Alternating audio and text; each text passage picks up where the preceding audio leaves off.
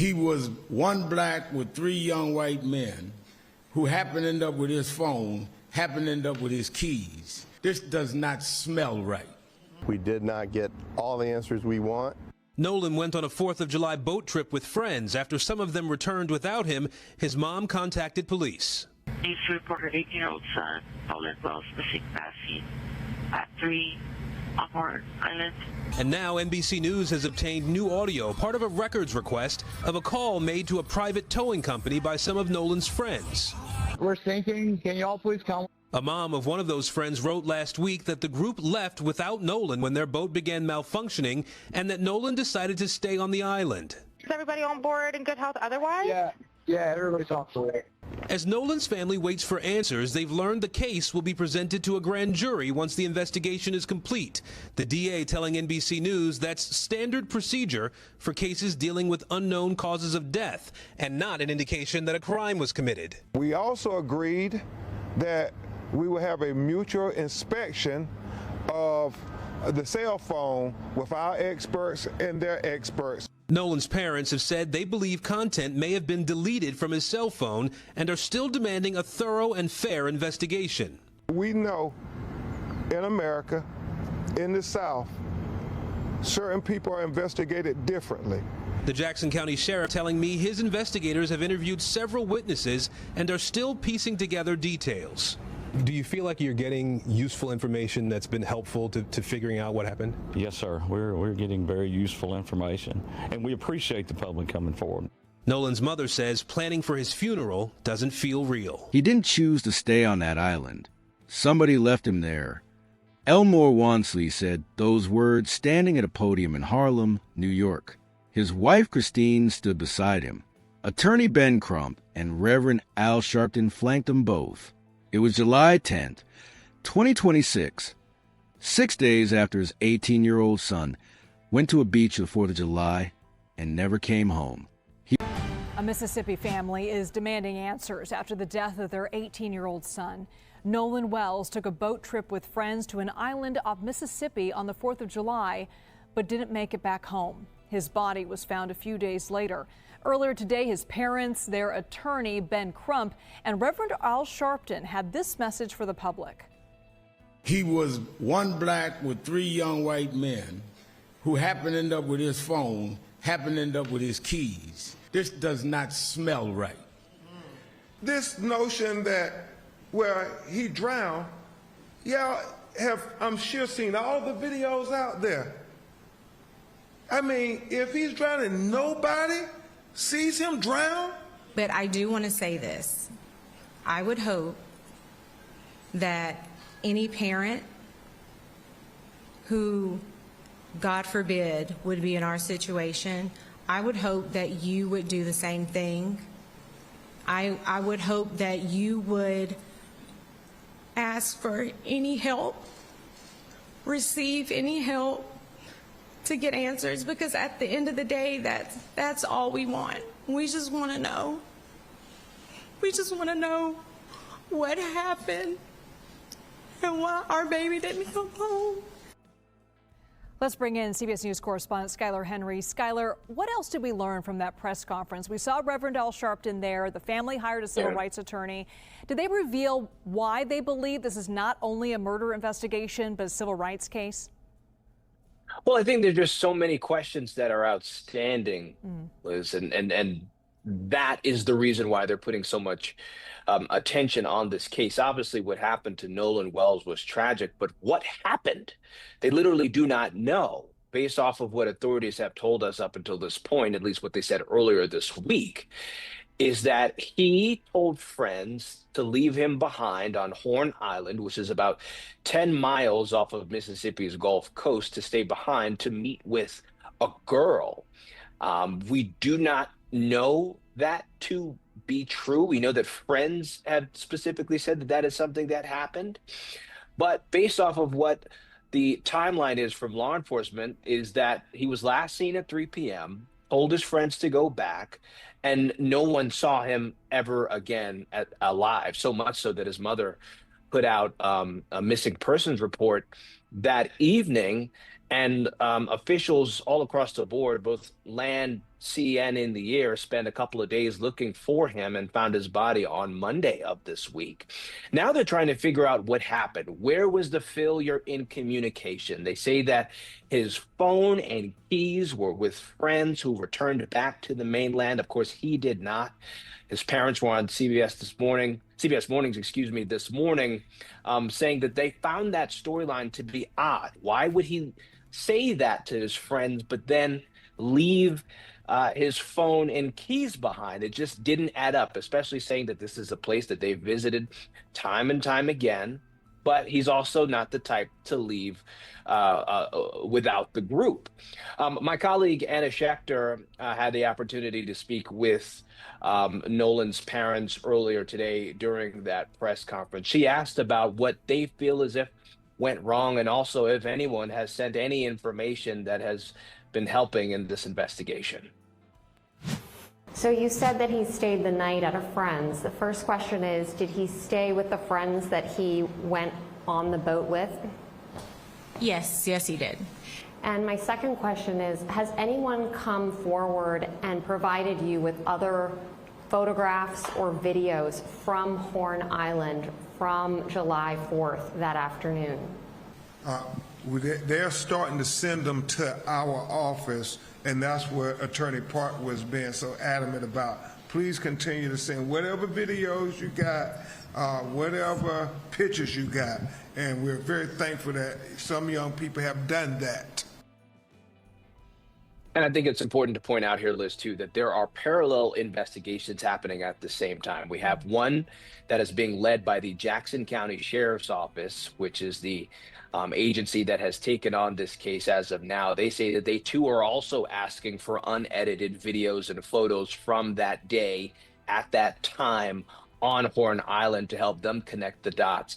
But also we have this independent investigation also happening as well, being led by Attorney Crump, calling on anyone who has any information to send that their way as well, because there is some lack of transparency, at least according to the family and to Attorney Crump, that they feel as if is desperately needed right now so that they too can get to the bottom of exactly what's happening here. So much so that there is actually an independent autopsy that is ongoing as well in Washington, D.C.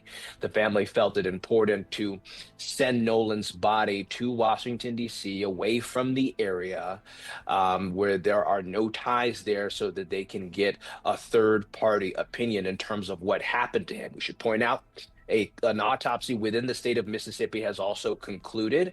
The medical examiner says that full report, toxicology and the like, will take a couple of weeks to come back. What about these friends that he allegedly was with on this island? Has anybody spoken to them? Several of them have retained lawyers. Others have said that, different perspectives in terms of what has happened. We know that the family was able to recover Nolan's cell phone from a friend, but only after a family friend went to the house to get not only his phone, but his keys. That is something that was revelatory in terms of new information that we learned from today.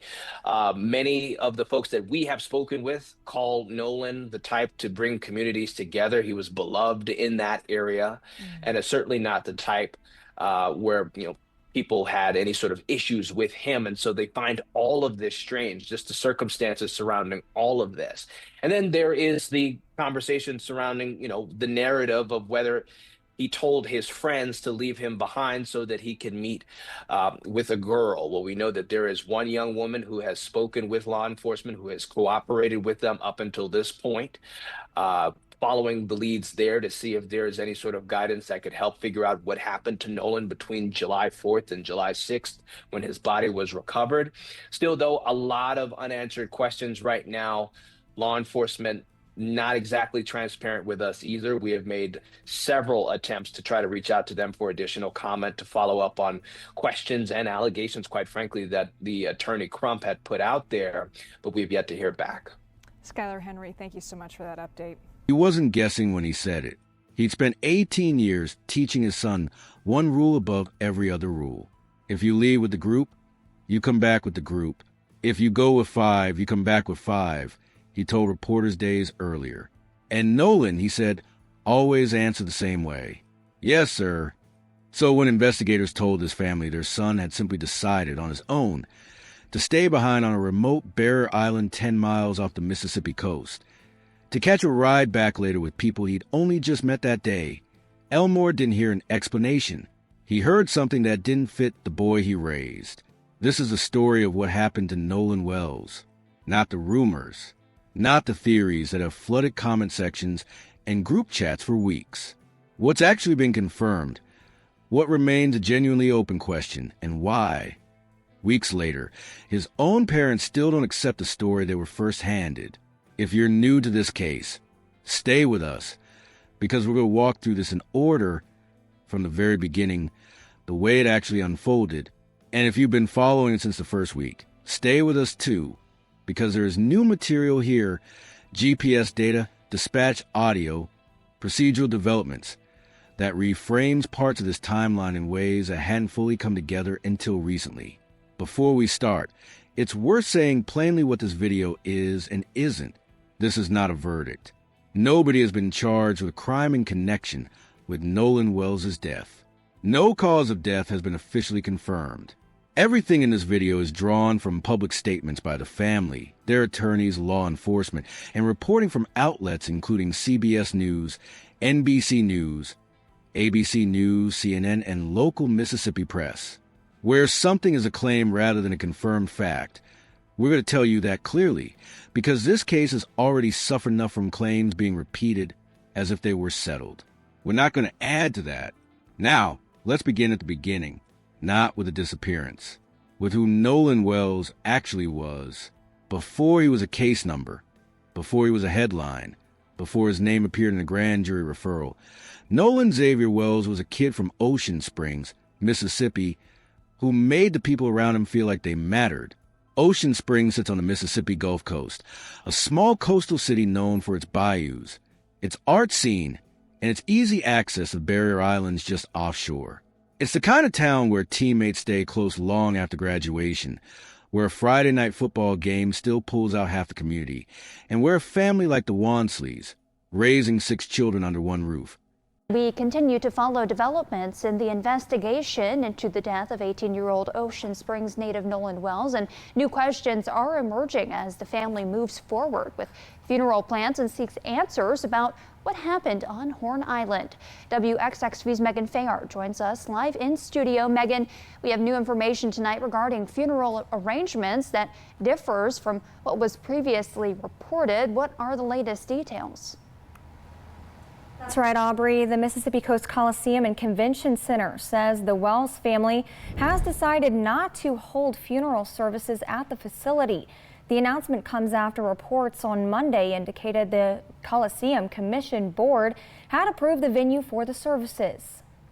As noted in a statement provided to WXXV on Tuesday, Coast Coliseum and Convention Center Executive Director Sam Voisin says that after meeting with representatives of the Wells family, they support the family's decision to not hold the funeral services at the Convention Center on July 20th. Voisin also says they appreciate the opportunity to have worked with the family during the process, and their thoughts and prayers are with the family as they continue making arrangements to celebrate Nolan's life. Nolan's mother, Christine Wansley, took to social media stating that all official information regarding Nolan's funeral and repast will be posted on her social accounts and through a press release from her legal team. We will, of course, provide updates when additional information is made available. In regards to the Wells-Wansley family's legal representatives, WXXV has reached out to Ben Crump's team seeking clarification and information surrounding statements made by the notable civil rights attorney and his team. Some of those questions are in reference to a video circulating of an alleged argument on Horn Island on July 4th. Crump stated in a press conference held in New York on July 10th that Nolan could be heard shouting in the video. However, an eyewitness shared information with WXXV News stating otherwise. You hear on the video Nolan saying, "Give me my freaking phone. What are you freaking doing?" WXXV has also asked Crump's team for verification on claims that photos and messages may have been deleted from Nolan's phone. My sister and I actually went through Nolan's cell phone, particularly Snapchat, because that is so popular with the children. And when we opened it up, there was nothing. There were no saved pictures. There were no snaps from that day. And we did open it before the 24-hour expiration. So that's why we feel that things may have been deleted, was because of the fact that there was nothing in either one of his accounts. Additionally, WXXV has inquired about the results of the independent autopsy, but we have not yet heard back from Crump's team. In regards to the autopsy performed at the Mississippi State Medical Examiner's Office, WXXV has filed a public records request with the Department of Public Safety. We've also asked when that report will be made public, but have not heard back. Autopsy results are still pending. Jackson County Coroner Bruce Lynn Jr. says the coroner's office is waiting for the toxicology report to be returned to the state medical examiner's office before the full autopsy report can be completed. The coroner says the toxicology report is being expedited and that he hopes it comes in this week. As the investigation continues, questions remain about the events leading up to Nolan Wells' death and whether additional evidence could help provide answers for his family. WXXV will continue to follow this story and bring you the latest on air and online at WXXV25.com. Aubrey, back to you. It isn't unusual so much, as is the backbone of a lot of households along that stretch of coast. Nolan grew up in a house where football wasn't a side interest. It was the family's language. He was one of 6 children. Christine and Elmore raised him alongside 5 siblings. Another Elmore, Ethan, Jalen, Jaden, and Carly. And from an early age, by every account given to reporters, Nolan was the one who led by doing, not by talking. At Ocean Springs High School, he was a multi-sport athlete, but football was where he stood out. His coach, Jake Bramlett, later said Nolan carried himself with humility, that he led by example rather than by volume, that other players followed his actions more than his words. His high school principal, Dr. Jacob Dykes, remembered him the same way, calling him one of the kindest, hardest-working students to come through the building, someone teachers and teammates gravitated toward without being asked to. There's a story his mother has told publicly more than once, because it seems to capture something true about him. In a math class, she doesn't remember exactly which grade. There was a special needs student in the room. The teacher asked a question, and before anyone else could answer, Nolan got the whole class to put their hands down so that student could answer on her own without feeling rushed or overshadowed. When she got it right, Nolan led the celebration, not as a performance, because he meant it. His teacher emailed the family afterward just to tell them about it. I always told Nolan, "You have to be careful when you have a heart that big," Christine said, "because it's not always returned that way." But he was genuinely a good person. All the best parts of me are with him. Elmore has described him as a silent leader, someone who worked hard, stayed focused, and let his efforts speak for him. He wasn't really big on talking, Elmore said. "I really wanted to show, not tell, and people follow that." He said Nolan's younger siblings looked up to him in a way that pushed them to want more for themselves too, that his own younger brother's bond with him only got stronger as Nolan got more serious about his future, and that watching his sons push each other was one of the things he was most looking forward to that summer. After graduating high school, Nolan enrolled at Southwest Mississippi Community College in Summit, roughly 2 hours inland from home, where he walked on as a freshman wide receiver. Number 16, 6'1", 185 pounds, majoring in general business. He just finished his first year on campus. He was due back for summer training camp on Monday, July 6, 2026, to start preparing for his first full season with the Bears. That deadline matters more than it might seem at first, because it tells you exactly what this trip was supposed to be. Not an open-ended summer blowout, a short, ordinary break before the real work of the season started again. His coaches at Southwest have remembered him as a kid who made everyone around him feel accepted. Someone who, even after getting no playing time in the season opener, celebrated a team win like he'd scored the touchdown himself. Independence Day fell on a Saturday that year. Nolan spent the way he and the same circle of friends, kids he'd known since high school, had spent it before more than once, without incident, a boat trip out to Horn Island. Horn Island is a federally protected barrier island, part of the Gulf Islands National Seashore, sitting roughly 10 miles off the Mississippi coast. There's no development there, no roads, no year-round law enforcement presence, no permanent structures. It's reachable only by private or chartered boat, and it's known for untouched white sand and quiet, except on a summer holiday weekend, when it isn't quiet at all.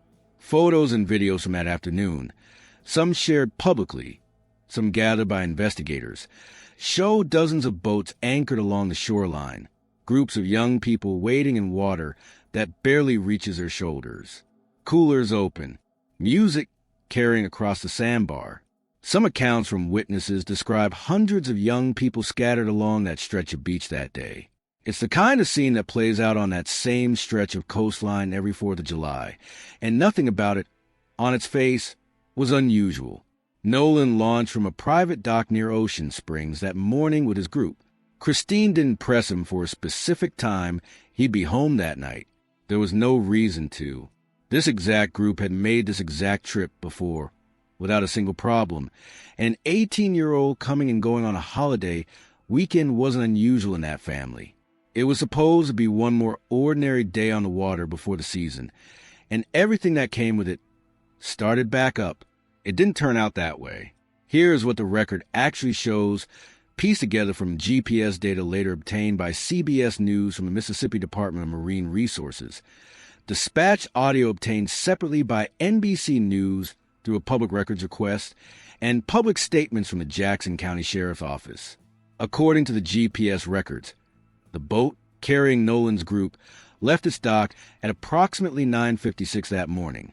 It arrived at Horn Island at 11:14, a trip of a little over an hour across open water. Nothing about those two timestamps raises a single question. It's an ordinary holiday morning departure to an island that group had visited before. The last confirmed sighting of Nolan alive places him on Horn Island around 3 p.m. that afternoon. At around that same hour, according to dispatch audio later obtained through a public records request, someone aboard the group's boat placed a call for towing assistance. The recording is short, but it's worth hearing in full because it's one of the very few pieces of evidence in this entire case that exists independently of anyone's memory. We're sinking. Can y'all please come? Is everybody on board and in good health otherwise? Yeah, everybody's on board. The boat's bilge pump, the mechanical system that keeps water from accumulating inside the hull, had failed. The vessel was taking on water. This detail matters a great deal, and it's worth being precise about why. For nearly 2 weeks, the explanation for why the group left Horn Island rested almost entirely on one public source, a statement from Jackson County Chancery Court Judge Ashley Cole, whose son Warren had been on the boat with Nolan that day. In a public post, she said the group left around 4:30 because of mechanical failure, that her son last saw Nolan around 3 o'clock, and that Nolan made his own decision to stay behind, planning to catch a ride back to the mainland later with a different group of friends he'd met on the island that day. When that statement was first posted, none of it could be independently verified. It was one mother's account of her son's account, relayed secondhand to the public. It deserved to be treated exactly that way at the time, not dismissed outright, and not treated as settled fact either. Some of it now has real, independent corroboration. The dispatch audio, recorded in real time, hours before anyone on Earth knew Nolan would go missing, confirms that the mechanical failure genuinely happened. Nobody invented a boat emergency in advance of a disappearance that hasn't occurred yet. That specific part of the account holds up under scrutiny, and any honest accounting of this case has to say so plainly. The GPS data tells a closely aligned story from a completely different angle. According to the records obtained from the Mississippi Department of Marine Resources, the boat left Horn Island at 4:31 p.m., nearly matching Judge Cole's account almost to the minute.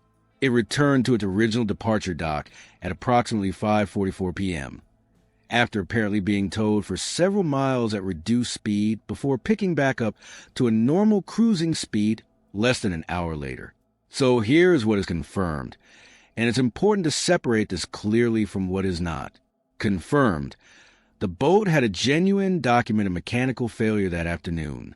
Confirmed. It left the island without Nolan at approximately 4:31 p.m. Confirmed. It returned to a mainland dock a little over an hour later. Not confirmed. Why Nolan wasn't aboard when it left. Whether he stayed by his own choice, as his friends' families have said, or whether the circumstances were more complicated than that. What actually happened on that beach during the roughly 90 minutes between the 3 p.m. distress call and the 4:31 p.m. departure? A window that, as of this recording, nobody on any side of this case has publicly walked through in detail. That 90-minute gap is, in a real sense, where this entire investigation still lives. When the boat pulled back into that dock that afternoon, and Nolan wasn't on it, nobody called Christine right away. Not by every account available, because anyone was trying to hide anything, but because this same group had made this same trip before, and an evening without word from an 18-year-old on a holiday weekend wasn't yet, in anyone's mind, a crisis. That changed just after 11 o'clock that night, when Christine's phone rang, and it wasn't Nolan on the other end. It was one of his friends. She said publicly more than once that this was a moment something inside her shifted. Nolan's friend simply didn't call her directly like that under ordinary circumstances. Around that same hour, one of the young men who had been on the boat, Warren Cole, according to public reporting, placed a call of his own to the United States Coast Guard to report Nolan missing. The Coast Guard's response, as later reported, was that the situation as described to them that night didn't meet the threshold for immediate deployment. No cutter went out. No aircraft went up that night. It was the kind of call that gets logged and closed within minutes. The kind that, in the moment, means very little. That decision, made in the very first hour anyone official was told something was wrong, would later become one of the quieter but more consequential details in this entire timeline, because it meant real hours passed before any organized search response began. Christine spent the next stretch of that night trying to track her son down herself, calling around, before turning fully to law enforcement. When she finally did, she ran into a problem nobody had warned her about. Horn Island sits out in the Mississippi Sound, and exactly which agency held jurisdiction over a missing person case originating there wasn't immediately clear to anyone she spoke with. She's described a frustrating back and forth between departments before the Jackson County Sheriff's Office finally agreed to open a formal report. Later that night, she and Elmore met a deputy in a McDonald's parking lot and laid out everything they knew. By morning, Elmore couldn't wait on process. He took his own boat out on July 5th and searched near Horn Island himself, a father combing open water, while, in parallel, an organized search effort was standing up on shore. A command post was established at the Lake Mars boat launch in Ocean Springs, and the search grew quickly to include the Jackson County Sheriff's Department, the Mississippi Department of Marine Resources, the National Park Service of the Gulf Islands National Seashore, the United States Coast Guard, and the United Cajun Navy, a volunteer search and rescue organization. The Cajun Navy's incident commander, Josh Gill, later said his organization heard directly from Nolan's mother and moved fast, deploying boats, drones, and personnel within hours. The group's vice president, Brian Trasher, joined the search personally and made a public appeal for anyone who had been on the island that day to come forward with anything they'd seen. 4 full days, that search covered land and water around Horn Island with no result. Then, early on the morning of Monday, July 6th, at approximately 8:45 a.m., a National Park Service ranger spotted a body in the water along the island's northwestern shore. Sheriff John Ledbetter confirmed it matched the description investigators had circulated for Nolan Wells. Jackson County Coroner Bruce Lind said there was no reason at that point to believe it was anyone else, even as formal identification through dental records was still pending. The search for Nolan Wells was over. The search for what actually happened to him on that island was only just beginning. The account the Wells family first received of what happened on July 4th didn't come directly from investigators sitting down with them.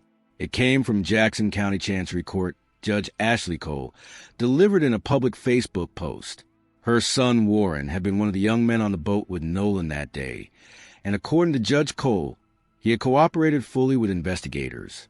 Her version of that afternoon was specific. Warren last saw Nolan around 3 o'clock. The group left the island around 4:30 after the boat began taking on water because of the bilge pump failure. Nolan, in that account, made his own decision to stay behind and catch a ride to the mainland later with a different group of friends. Sheriff John Ledbetter said much the same thing publicly, telling reporters that from what investigators understood at that point, Nolan had chosen to stay on the island expecting someone else would bring him back, and that his office did not, at that early stage, suspect foul play. That is the official shape of this story as it was first laid out, publicly, rather than delivered directly to the family in a private briefing. It is also the shape that Christine and Elmore Wansley have refused to simply accept from the beginning.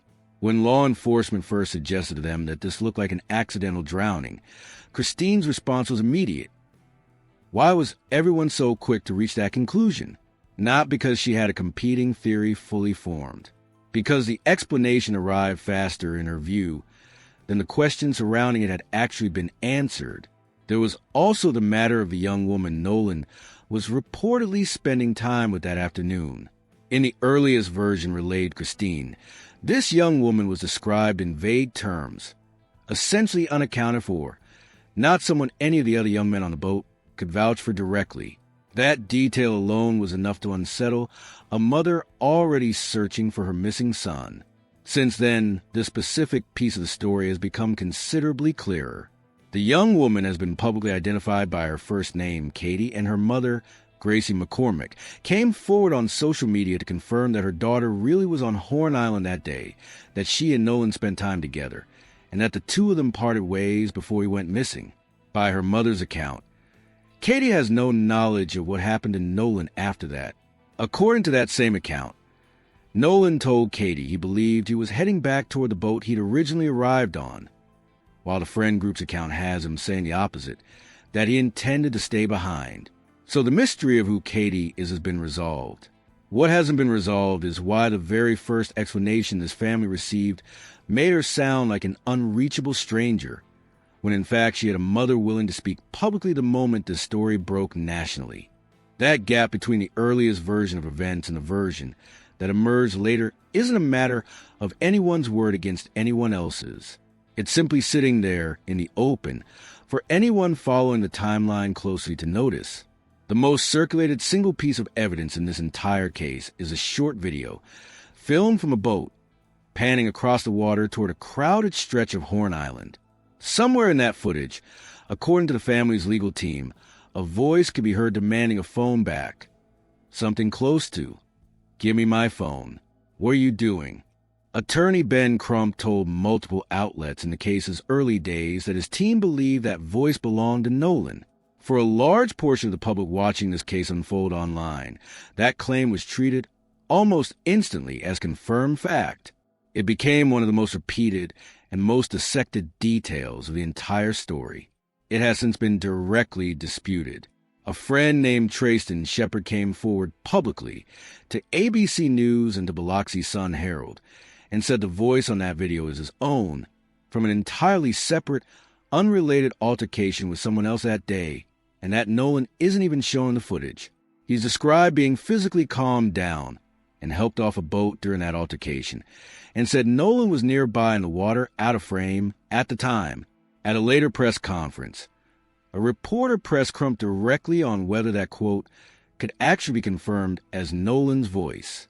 His answer was noticeably more careful than it had been earlier in the case. He said the original claim came from one witness. Since then, another witness has come forward disputing it. Other witnesses have described entirely separate altercations that day. His team, he said, now has audio experts working to try to determine, if possible, whose voice is actually captured on the recording, And as of that press conference, the question remained unresolved. Crump also said something worth repeating plainly, because it's a real and meaningful correction.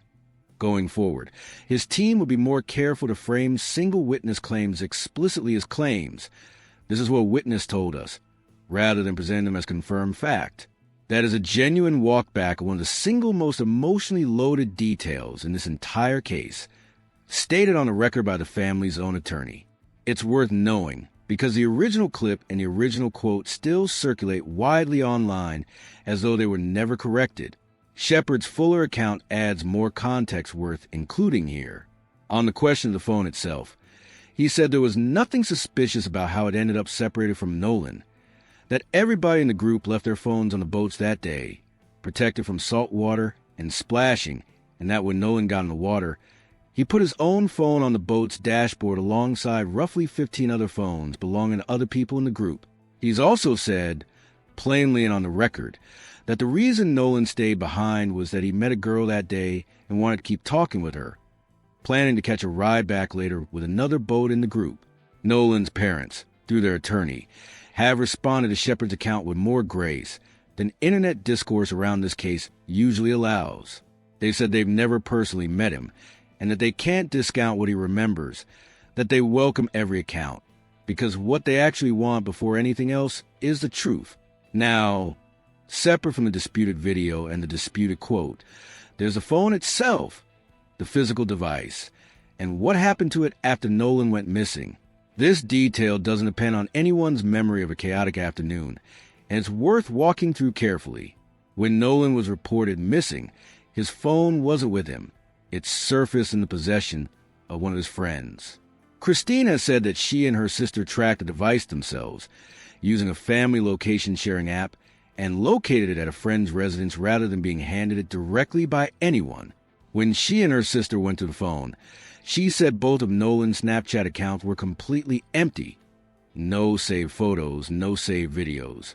Even though, by her account, Nolan reliably documented gatherings like this one, and even though that kind of content should typically still have been retrievable within the app's normal 24-hour window, some text messages appeared to be missing as well.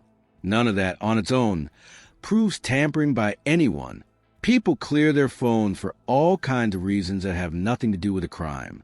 But it's worth understanding what deletion on a modern phone actually means before drawing any conclusion either way. Deleted data is not automatically unrecoverable.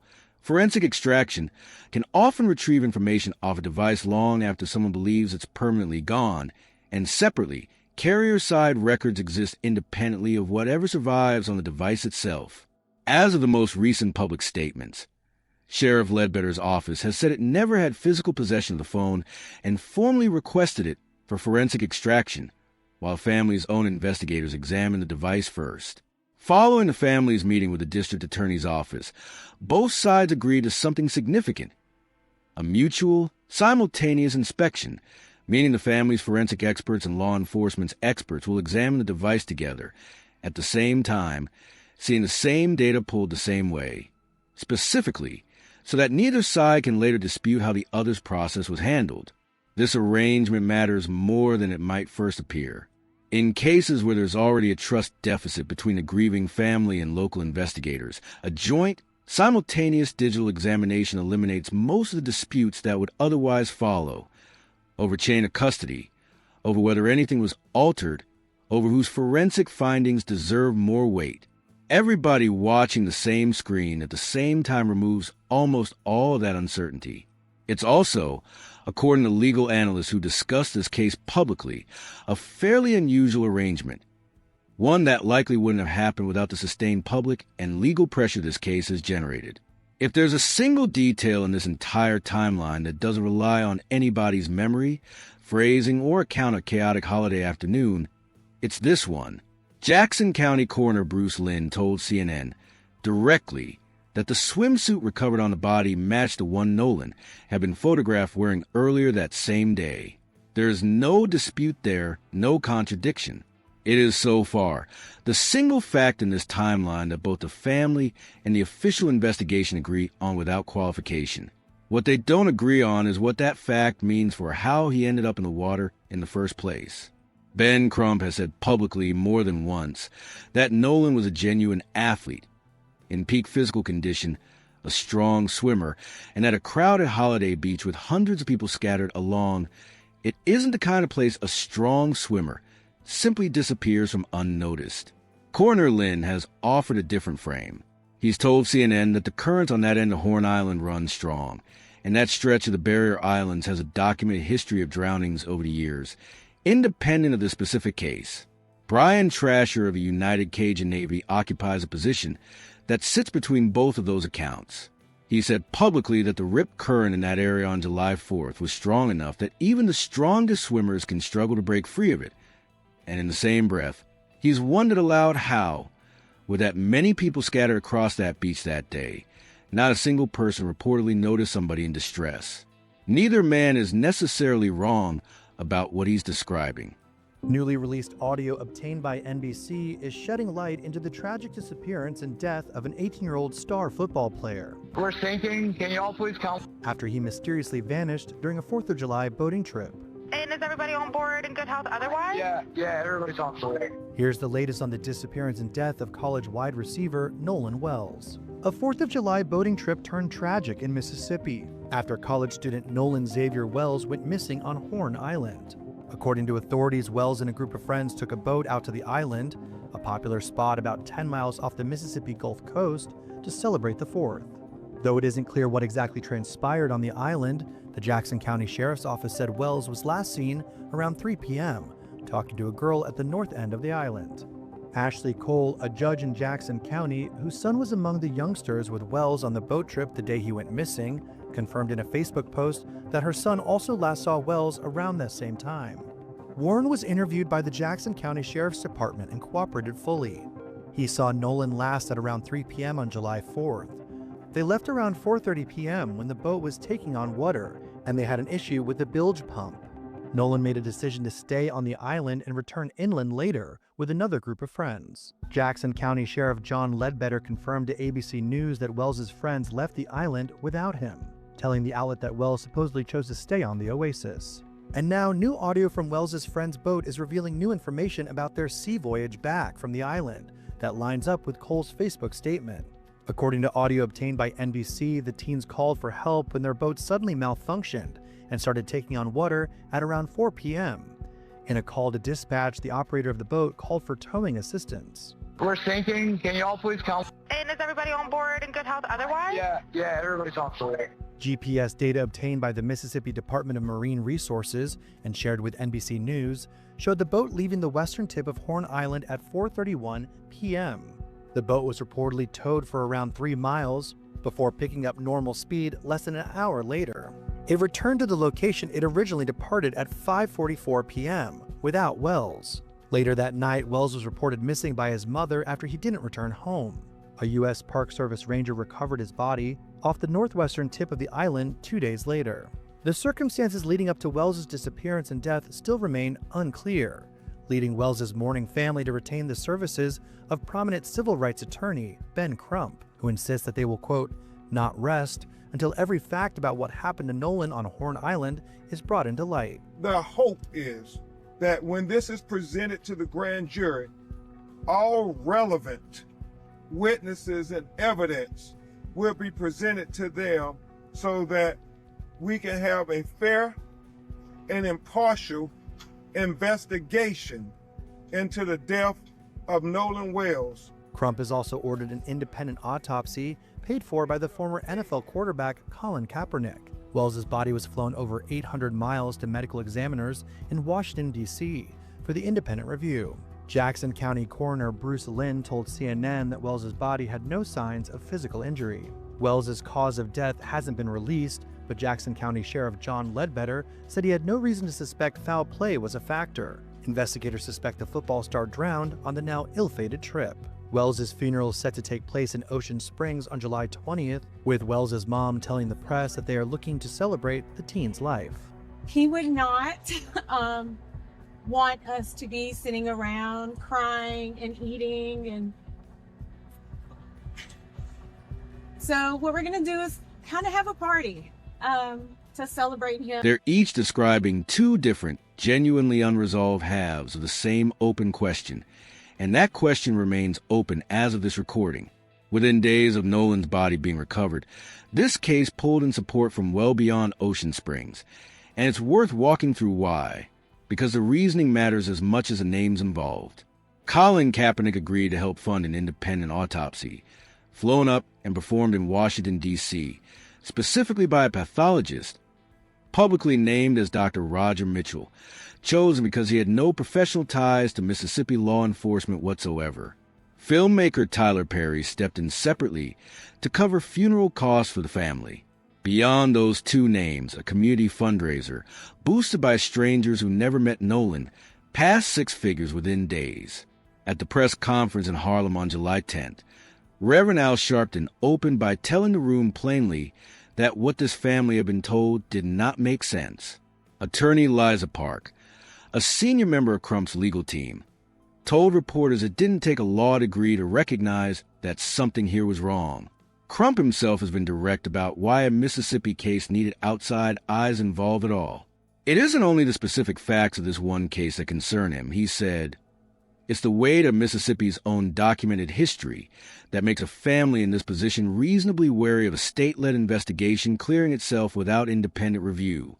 That context matters here, not as an accusation against any individual investigator working this case, but as the reason a grieving family chose to fly their son's body 1,000 miles away for a second medical opinion they felt they could trust. It's also worth being fair to the other side of that same tension. Mississippi's Department of Public Safety Commissioner has stated publicly that there is no indication race played a role in Nolan's death. That statement exists alongside the family's stated distrust. An honest account of this case includes both, rather than flattening it into one side or the other. Historian and author Ibram X. Kenny addressed a separate strand of public conversation around this case directly, pushing back on any suggestion that Nolan should have known better than to be part of a mixed-race friend group in the first place.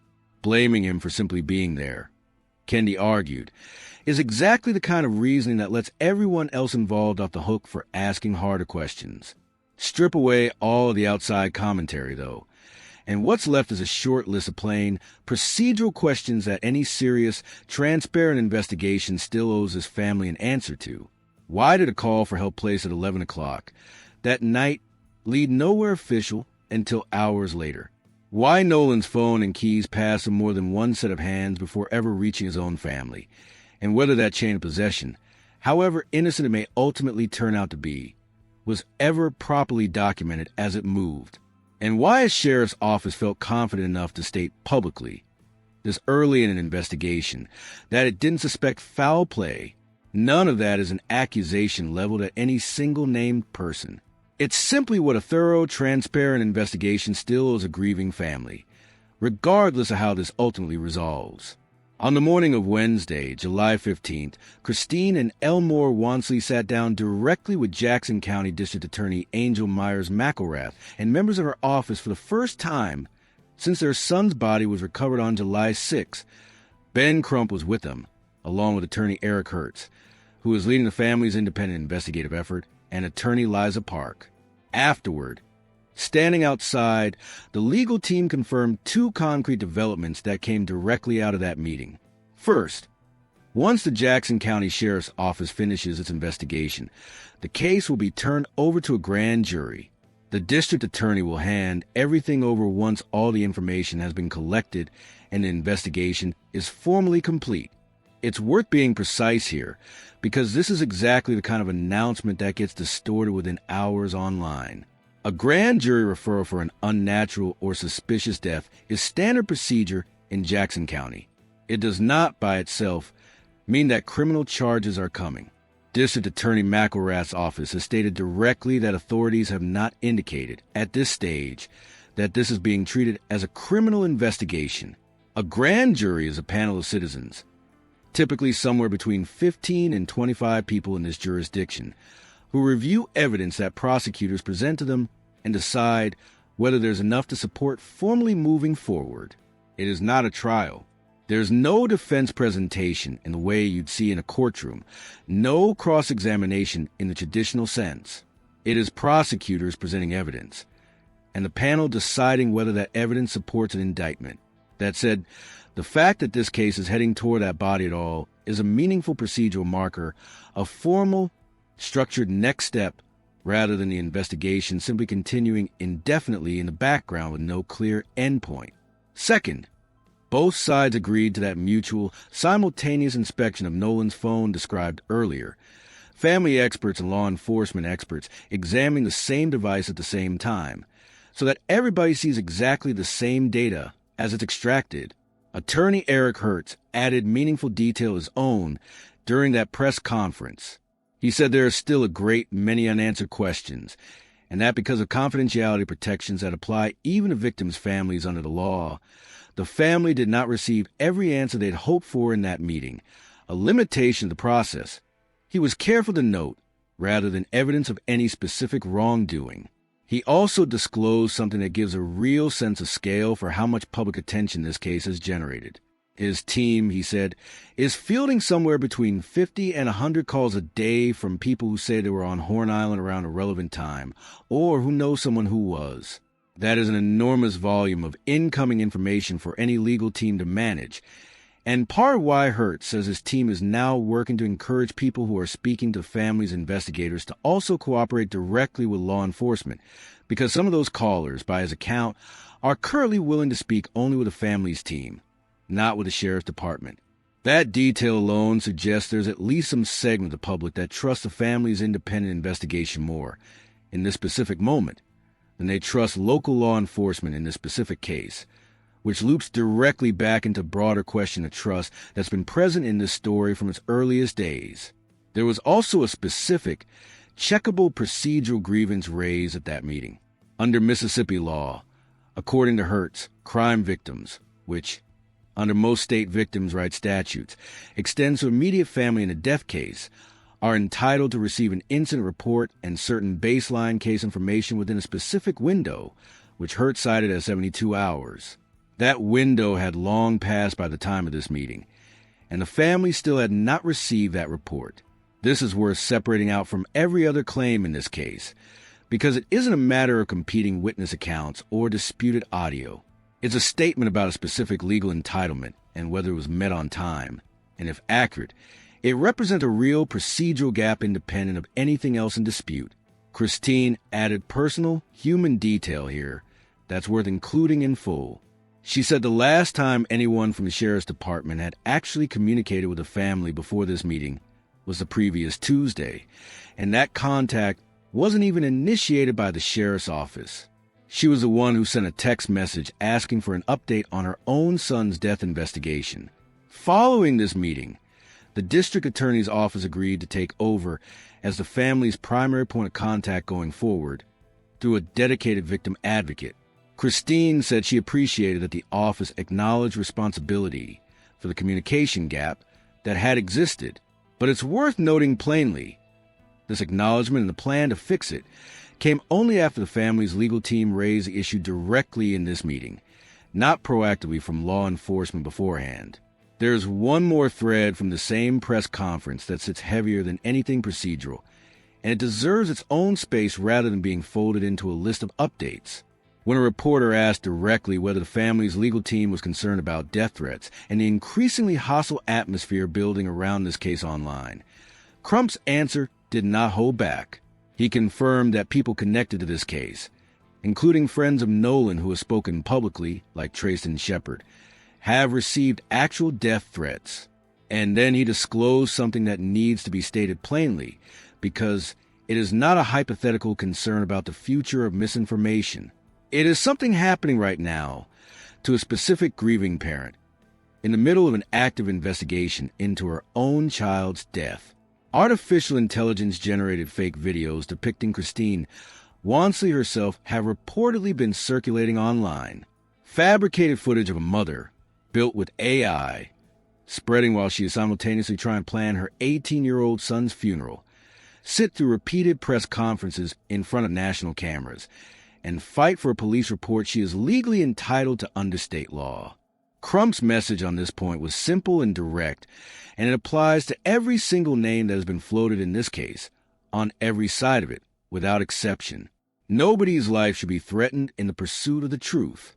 Nobody should be presumed guilty of anything before actual evidence exists. That statement is worth carrying with you through the rest of this video, and honestly, through any conversation you have about this case going forward. This is a story that has already produced real, documented harm to real people. A fabricated pool party photo that turned out to have been taken more than a week before the July 4th trip and was debunked by Rolling Stone after being viewed by hundreds of thousands of people. A viral quote about a phone that turned out to be disputed by a second witness. AI-generated content targeting a mother in active grief, and death threats directed at young people on every side of the story who have not been charged with any crime. Fabricated evidence does not get Nolan justice. It buries whatever the real answers turn out to be under noise, and the people hurts most, in the meantime, are the ones who are already hurting the most. It's worth pausing here and letting Elmore Wansley speak in his own words at length, rather than summarizing him, because the substance of what he said publicly is the emotional and moral center of this entire case. Asked directly by a national interviewer whether he believed his son had been left behind on that island, his answer was one word: yes. Nolan was always taught to stay with the group, he said. If you leave with me, you come back with me, so that I don't understand. And with me being a parent, if I was in that situation, I would have told him, you're going to get back on this boat with me, because I don't have to answer to your parents if something happened to you. So you're going to get on the boat. And if you still don't want to get in the boat, someone give me a phone so I can make a phone call to get your parents on the phone, so they can tell you to get on the boat. But at no time would I leave someone else's child on an island, especially on that island. He's also spoken about what he believes should have happened in those final hours, framed not as an accusation against any specific individual, but as a description of what ordinary responsibility, in his view, would have looked like. It's three of them and one of me, he said, describing a hypothetical version of that afternoon. Yeah, we may tussle, but when we get back to the mainland, either we're going to tussle some more or we're going to go party. So it was a lot of bad decisions made. I don't think my son volunteered to stay on that island. I can't believe that. When asked what he wanted people to know about his son, beyond the investigation itself, his answer turned quieter. He was very respected by the community. Elmore said, there wasn't a friend that he couldn't make. Many people gravitated to Nolan. That was just the type of person he was. I'd say a silent leader. On the field, on the basketball court, people would follow his actions, not his words. I believe action is more important than words. You can tell me 1,000 times you love me, but show me. Christine, in the same interviews, has described her son in terms that go beyond any single anecdote. Nolan was just this bright light, she said. Walking into a room, his smile, his energy was just so infectious. It's almost like he drew you into him. He always wanted everyone to be included. He didn't want anyone to feel left out. She's described him as God-fearing, someone with real faith, someone rare. You don't meet too many people like him, especially in the day and time that we live in, who is just so full of joy and light and really just wants everyone to come together. She's also spoken, with visible pain, about the way this case has been discussed online. It's very disheartening, the discourse, she said, the lack of empathy, that people are taking our pain and this situation as a joke. Us simply asking what happened has triggered so many people, which is crazy, because especially if you're someone who has children, you would want to know. Both parents have said repeatedly and consistently, across multiple interviews and press conferences, that they are not accusing any specific person of a crime. What they have asked for, in nearly identical language every time they've spoken publicly, is simpler than that: a thorough, honest, transparent investigation. The same respect, Christine has said, that she believes would be given to any other family in this situation. Because this case has generated so much public discussion about potential charges, it's worth walking through, carefully and without speculation, what legal analysts who reviewed the public facts have actually said about the range of possibilities here, and what remains genuinely uncertain.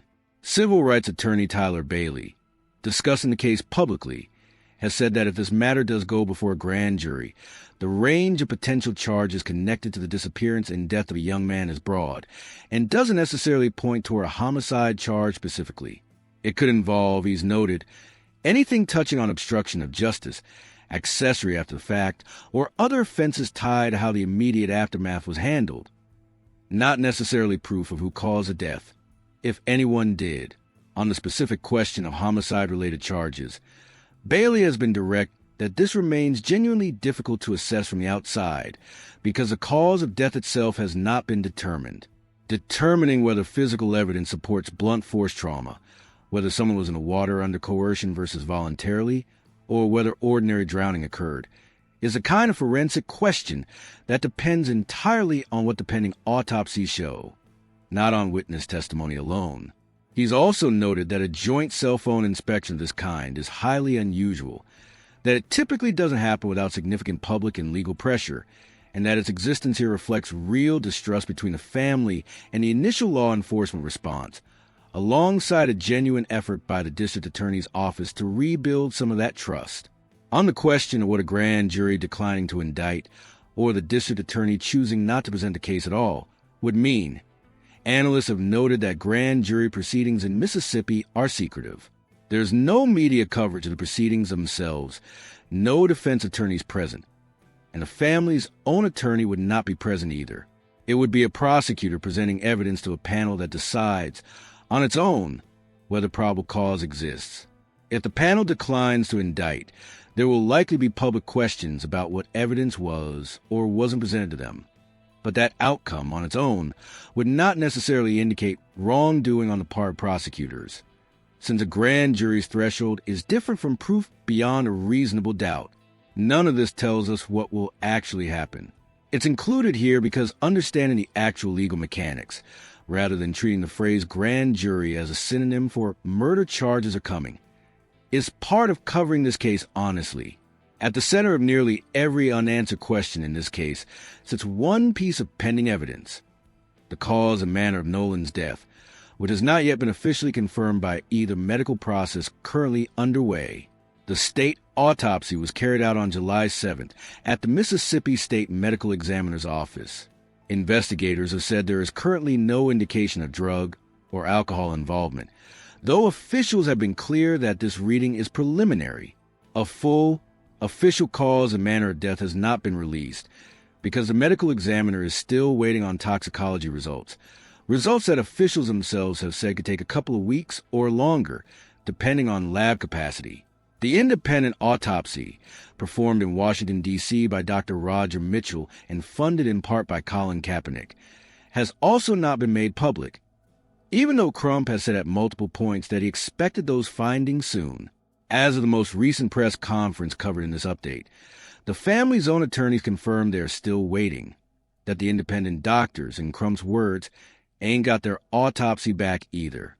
2 autopsies, 2 separate labs, 1,000 miles apart. And as of this recording, neither one has yet given this family or the public a confirmed answer. Legal analysts have noted that if there turns out to be a stark difference between what the state's examination concludes and what the independent examination shows, that divergence itself will become one of the more significant developments in this entire case, regardless of which direction it points. If the two align, that alignment would also matter, because it would remove one of the central sources of distrust driving the family's independent investigation. Until either report is released, everything else in this case, every theory, every timeline reconstruction, every piece of digital evidence, is, in a very real sense, sitting on top of an incomplete medical record. That's worth remembering the next time a claim about what really happened circulates with confidence it hasn't earned yet. It's worth taking a moment to address something directly, because it has become its own problem inside this story, separate from the underlying facts of Nolan's death. Multiple established outlets have reported on how much false information has filled the silence while both autopsies remain pending and the investigation continues. A pool party photograph that spread across social media, claiming to show Nolan alive after July 4th, was independently investigated by Rolling Stone and traced through photo metadata to June 27th. 8 days before the 4th of July, and before Nolan ever stepped onto that boat, a friend named Trayston Shepard confirmed the date and the people in that photo directly, separate from the metadata evidence. Crump himself has acknowledged publicly that his team reposted that image without authenticating it, specifically to ask the public whether anyone recognized it, not as a confirmed piece of evidence, and has said his team's social media consistently labels reposts as reposts for exactly this reason. The viral video and quote discussed earlier in this update went through a similar arc, an unverified claim, treated by a large portion of the public as settled fact within hours, followed weeks later by a direct, on-the-record correction from the very attorney who first shared it.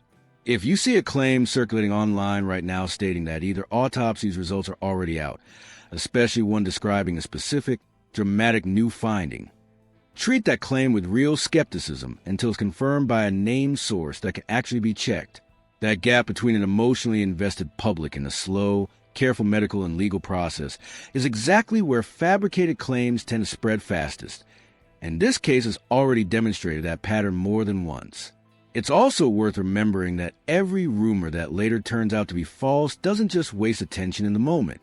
It makes the real findings, whenever they finally arrive, harder for everyone, the public, the family, and investigators alike, to trust. On Monday, July 20th, 2026, Nolan Wells was laid to rest at Centerpoint Church in Ocean Springs. Visitation ran from 9 to 11 o'clock that morning, with the service beginning immediately after. Christine made a deliberate choice about how she wanted that day to feel, and she said so directly at the press conference beforehand. "We want to celebrate Nolan," she said. "He would not want us sitting around crying. So what we're going to do is kind of have a party to celebrate him." That celebration of life was held afterward at the Jackson County Fairgrounds, open not just to family, but to former teammates from every level of Nolan's football career, coaches, classmates, and notably, to media as well. She let the cameras in deliberately, saying she wanted the world watching. Reverend Al Sharpton officiated the service at the family's request. Tyler Perry covered the funeral costs in full. Colin Kaepernick's contribution had already covered the independent autopsy. Christine specifically reached out to Coach Les George to make sure former teammates, from middle school through his time at Southwest, would be present, and she publicly thanked local officials, including a mayor and other community figures, who she said had been checking in with the family nearly every day since Nolan's death. She also addressed something directly to anyone planning to demonstrate near the service. "If you are having protests, even the day of his service," she said, "I am asking you to just keep it peaceful. Nolan would never want any type of violence." And she had a message specifically for Nolan's friends, the same friends whose accounts of that day remain at the center of so much public dispute.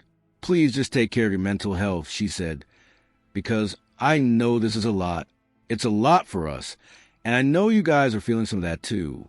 That last detail is worth sitting with. In the middle of demanding answers, in the middle of a grand jury referral and a joint forensic inspection, and a fight against fabricated online content, this mother also made space, publicly, to acknowledge that the young people who were on that island with her son are carrying weight of their own. Here is a complete, honest ledger, as of this update, laid out plainly, confirmed. The boat's full documented movement from a 9:56 a.m. departure to an 11:14 a.m. arrival at Horn Island. A 3 p.m. distress call, independently corroborating a genuine mechanical failure aboard the boat. A 4:31 p.m. departure from the island that closely matches the earliest public account of that afternoon. A 5:44 p.m. return to the original dock. Formal identification of Nolan's body through dental records. A case now formally headed toward presentation before a grand jury once the sheriff's office investigation concludes. A joint simultaneous forensic inspection of Nolan's phone, agreed by both the family's investigators and law enforcement. Documented on-the-record cooperation with investigators from several individuals connected to the boat and the day's events. A confirmed procedural gap in which the family did not receive their legally entitled incident report within the required window. Unresolved. Exactly why Nolan wasn't aboard the boat when it left the island. whether by his own choice, as one account holds, or under circumstances that remain more complicated. What happened during the roughly 90-minute window between the last confirmed sighting of Nolan and the boat's eventual departure? Whose voice is actually captured on the widely circulated video, which remains under review by audio experts? What content, if any, was actually deleted from Nolan's phone, and by whom, pending the joint forensic examination? What both the state and independent autopsies will ultimately conclude about cause and manner of death. Whether any of the boat's additional documented movements later that same evening had any connection to Nolan at all, or were an entirely separate matter. No cause of death has been officially confirmed as of this recording.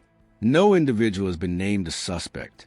No charges have been filed against anyone in connection with Nolan Wells' death. His parents are still waking up every single morning to the same question they've been asking since the night his friends came home without him. Not as an accusation aimed at any one person, but as a plain, unbearable question any parent in their position would ask. What happened to my son? The toxicology results are still pending. The independent autopsy findings have not been released. The formal grand jury process has not yet begun. When any of those things actually change, not before and not based on whatever spreads fastest online in the meantime, that is when this case will genuinely move forward. We will bring you that update the moment there is something real, sourced and confirmed to report, not a moment before. If this breakdown gave you a clearer picture of where this case actually stands, subscribe so you're here for whatever comes next, the autopsy results, the joint phone inspection, and whatever the grand jury ultimately decides. Nolan Wells was 18 years old. His family is still fighting for him. And this story is not over.